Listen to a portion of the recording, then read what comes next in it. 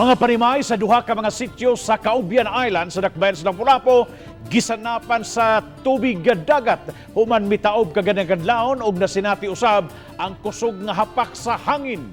Si Luan Mirondina adunay live report. May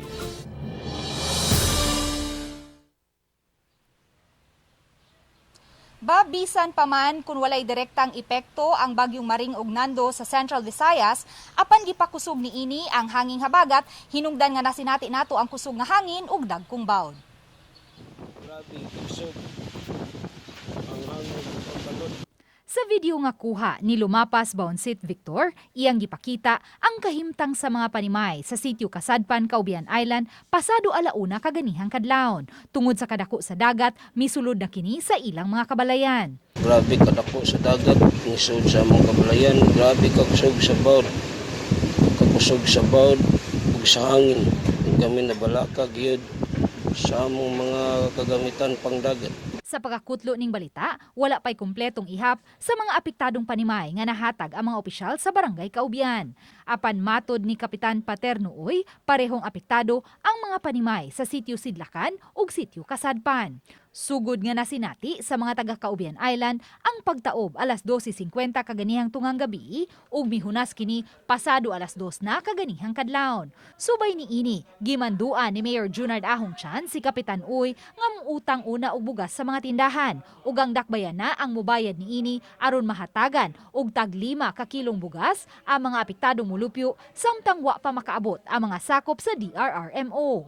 Among gikanpas karon murag kay igo gid mayra mag-istat ang mga tindahan kay wa ka pangupa. Karong udto, bisan pa man sa nasinating pag-uwan ug paghuros sa hangin, milawig ang mga taga DRRMO aron paghatod sa mga relief goods sa mga taga Caubian Island uban ang mayor. Atong ipa-evaluate sa atong DRMO if they need to vacate the area. Mo na atong tanawon, mo na nga adtuon ako dito po. Mato ni Jomer Iclarino, weather specialist sa Pag-asa Visayas, nga moabot sa 1.85 meters ang high tide kaganihang kadlawon. Dugang ni Iclarino, bisan kun way gi-issue nga gale warning ang Pag-asa dinhi sa Central Visayas, apan gipahimangnuan ang mga gagmayng sakayang pangdagat.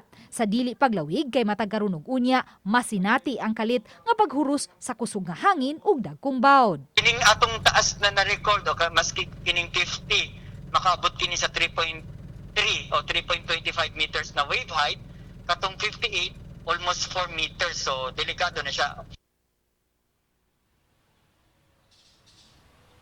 Matod sa Pag-asa, hayan sa Miyerkules, masinati na nato ang improved weather condition tungod kay ugmang adlaw gila umang mugawas na sa Philippine Area of Responsibility ang bagyong Maring. Dahil salamat Luan Mirondina sa imong live report.